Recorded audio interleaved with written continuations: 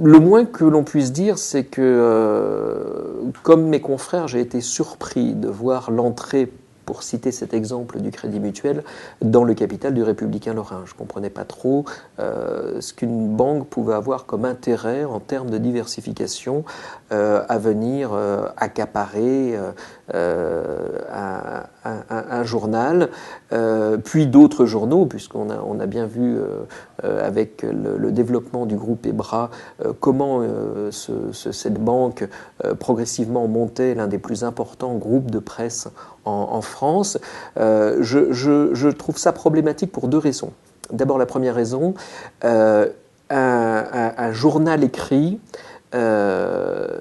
doit d'abord vivre et payer ses journalistes, et on sait que la première chose que fait un journal, la première chose qu'il met à l'intérieur de son papier, c'est la publicité. Or, comment prendre de la publicité et pouvoir parler sereinement de la personne qui achète cette publicité, c'est toujours un problème pour les journalistes. Si vous avez un marchand de lessive ou un laboratoire qui vous achète de la publicité et que vous devez faire un reportage neutre, voire le plus honnête possible, vous êtes toujours à la limite dès qu'il s'agit de faire un reportage économique.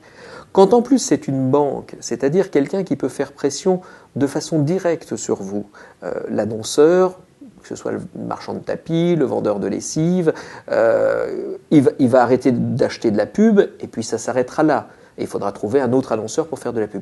Quand c'est une banque, non seulement elle peut effectivement arrêter de faire de la pub, mais en plus elle peut s'intéresser à votre propre compte en banque, à vous journalistes. Alors évidemment, il y a plein de choses qui vous protègent par rapport à ça. Mais ça nous a quand même tous, et moi comme les autres, surpris de voir qu'une banque, eh bien, effectivement, pouvait s'approprier un titre de presse de façon tout à fait légale, mais en provoquant chez les journalistes, à la fois du média qu'elle achetait et des autres médias, une interrogation sur cette notion de conflit d'intérêts. Effectivement, je pense qu'une banque ne peut pas dire aujourd'hui, les journalistes du média que j'ai acheté travaillent sereinement.